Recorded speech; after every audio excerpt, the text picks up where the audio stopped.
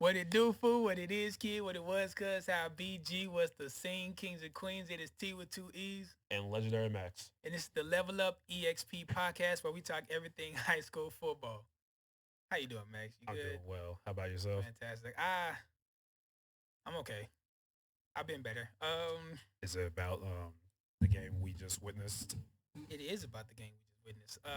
We're Texans fans, Houston Texans fans. NFL back to that baby, Back to that was exciting. I was excited for that. But I'll put it like this. Freaking Texans, man. My heart, dude. So I'll put it like this. I'm sorry. They had a 3-20 lead in the fourth quarter. 3-20. Like, if you're a Colts fan, you're like, okay, you didn't win, you didn't lose. You feel okay. Like, they should have lost.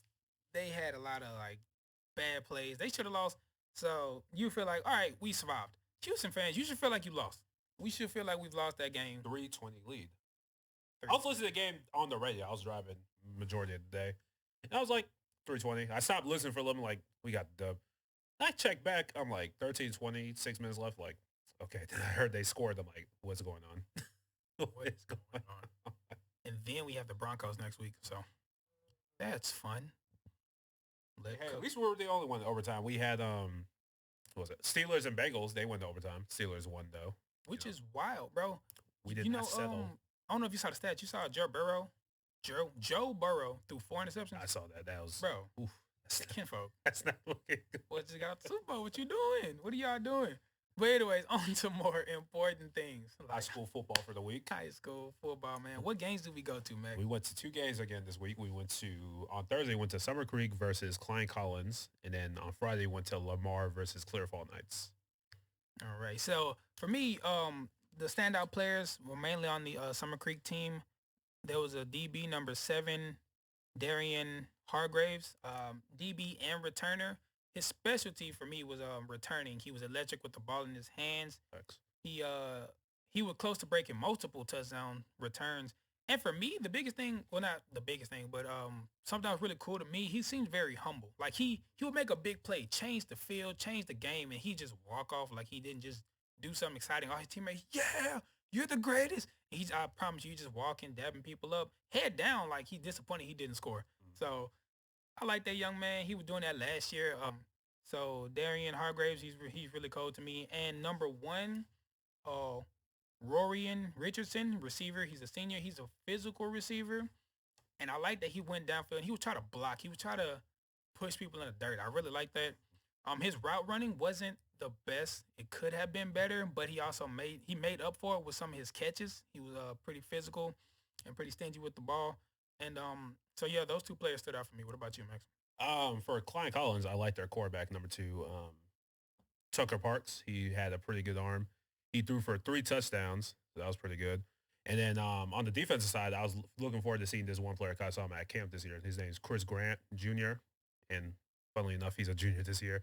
He had a good amount of tackles, and he got an interception that changed the game around.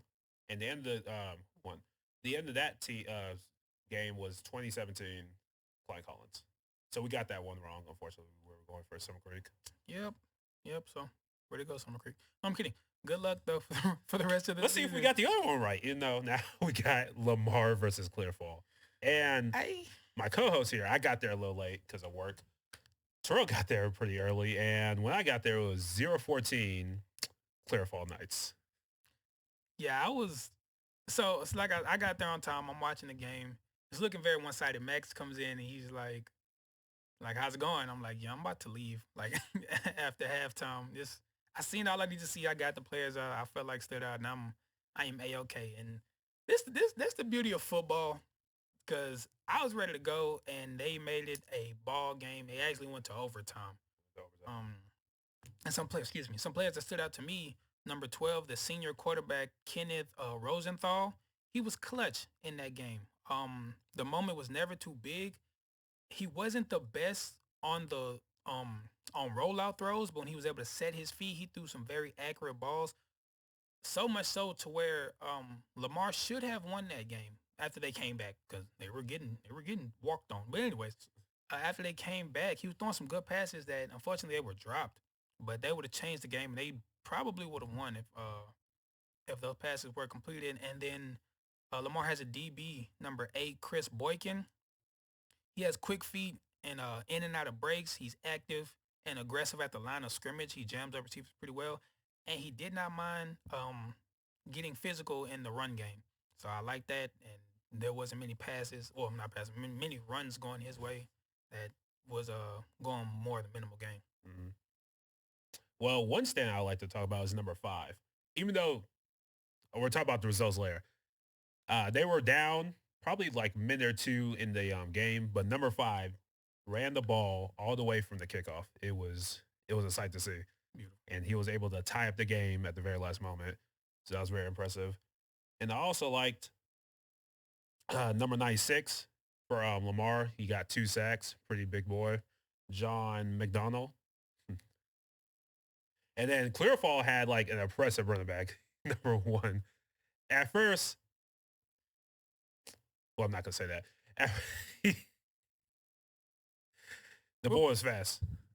He was much faster than we expected. That's why we're laughing. We were watching him. It's like, yeah, he's a power back. In my notes, I have power back with a bit of quickness. Yes. And also put faster than you would expect.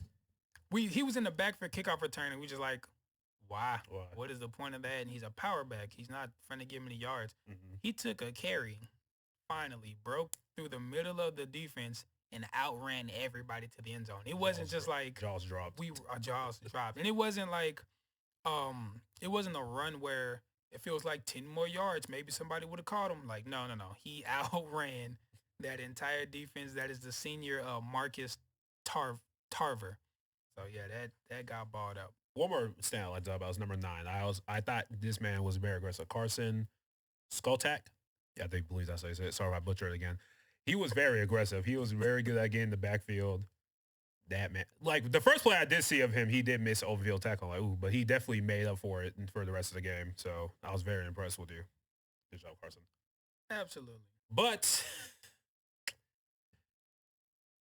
Lamar ended up losing in overtime and lost by 31-28. So again, we were wrong. I realized I need to stop making bets or predictions. It doesn't work out for me. But I'm gonna keep on doing it because you can only lose so many times. Eventually you're gonna turn it around. Speaking of turning around, Atascocita, Zion Brown we had last week, great quarterback, great young man. Yes, sir. He came back and he brought the dub for Texas, beating Liberty Las Vegas, the number 2 team in Nevada, 45-8. That man sat down in this spot that I'm sitting in, and he said, there's nothing like Texas football. Nothing like Texas football. And if you saw my reaction, I was going crazy. I was like, yes, you're absolutely right. Line it up. And he proved that. Yes. Friday night. Texas football is undefeated. Liberty, great team. They were the 2nd in Nevada. Yes. And respectfully, got dog walked. By a Texas team. So that should prove your point there. Actions speak louder than words, and that man balled out, and they took home the dub in a commanding fashion. Speaking of another commanding fashion, there was another game this week. We didn't end up going to because I like to spread out and watch different games, but Westfield versus North Shore. Now, during some point during the Lamar versus Clearfall game, I was interested in this game. I looked at the score, and it said 10-7 Westfield North Shore. I'm like, okay, it's a pretty good game. Yeah. Turns out MaxPreps, get your stuff together, messed up the score.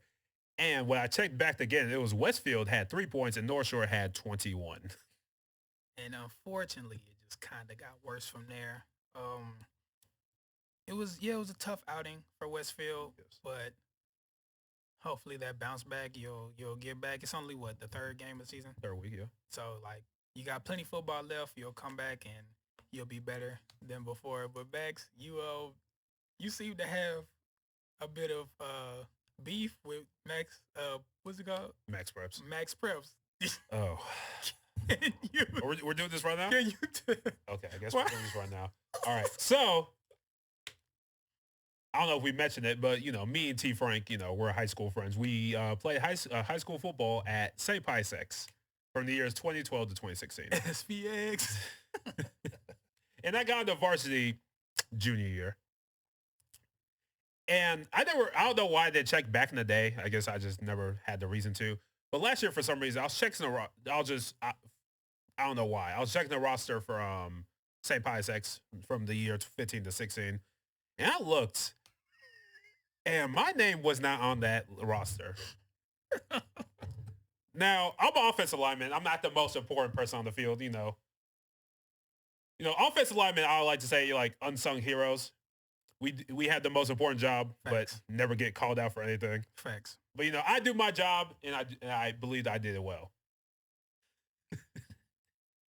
And it wouldn't be as insulting if I saw the roster and I saw everyone that started and everyone was important. I'm like, okay, but I also saw people on the roster that didn't, no offense, touch a blade of grass on the field. I saw some names on there. I'm like, there's just no way that they are on the roster, and I'm not gonna say any names, but that's just disrespectful. So MaxPreps, Pius, my former coach, I don't know whose fault it is, but someone needs to fix it. Maxwell Milner, number 60, offensive tackle, needs to be on the roster for St. Pius X. You owe that man an apology. I can't believe he was a starter out here contributing. Some people didn't touch the field, and I saw their name on the list. Didn't even sniff the field. Disrespectful. Yeah, we got to talk to MaxPreps. We gonna get that fixed. That's disrespectful, bro. I hope so. I'm gonna send an email. I got you, brother. But my day would have been better, right? So the Texans lost. Yep. I was like, all right, cool, I guess. But I had to. I was watching One Piece. Oh. So for those who don't know, 2 weeks ago, Max and I had a bet that Atascocita would beat North Shore. Well, I bet Atascocita would beat North Shore. Katy, I'm so sorry. Atascocita would beat Katy. And if they lose, if Atascocita loses, I have to watch the first season of One Piece. And I am now on episode 8. And I wish it was done with. I'm tired. I'm so tired. What's your problem with One Piece? What's my problem with? My problem with One Piece and anime, and I'm not going to say it right until I see something cool.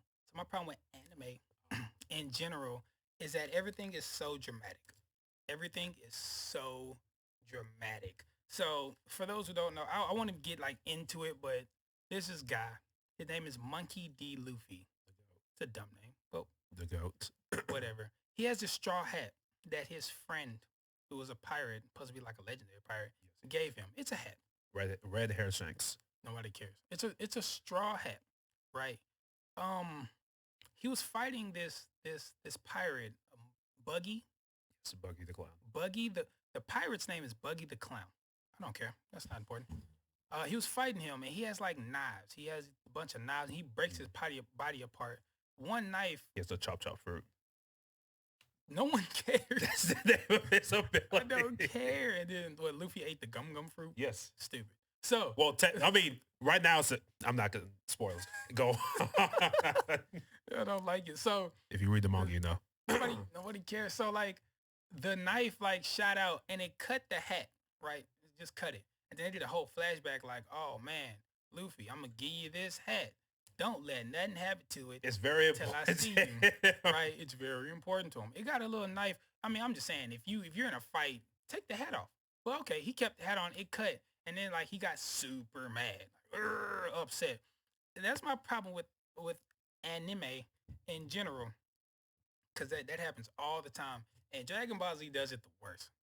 Okay, we're not gonna talk about Dragon Ball Z right now, but like, let's say in general, right? Like, let's say one of your favorite NFL players, like, let's say you're a kid and one of your favorite NFL players, like, gave you a helmet. I hear you. And, like, just somehow you're for some reason you're wearing it during, like, high school or college or whatnot. And it gets magically knocked off your head and someone, like, kicks it or something. You want to get mad at the person that did it? Yes.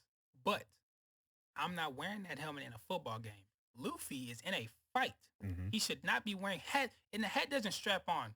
Ladies and gentlemen. Okay, they fixed that later on. Oh, wow. Okay, well, I'm only on episode 8, so I'm only reporting what I've seen. And just off of conversations and stuff, his hat flies off all the time. You put that hat down, you put it away. Nobody messes with their, so far, at least episode 8, nobody messed with their boat. Put it in the boat. Or like, do something. Give it to your teammates. Give it to Zoro. He only has like one crewmate at the time. They met Nami. Nami was technically part of the team. At the end of I don't like that 8. I know their names. But anyways. Because you watch the show, you like it. And then I don't like anything. And then here's the problem. Here's the thing. So Zoro's supposed to be like this really good like assassin. Not assassin. He's the bounty hunter. He's a pirate bounty hunter. When you first meet Zoro, he's in a prison. He's on like a stake and he has what's called rope wrapped around his body. That's it, right? So there's no like security. This little girl hops the fence to give him some sweet rice. Why is a little girl able to use the ladder? Why is she able to get the ladder, go to Zoro, have a conversation with him before anybody does anything?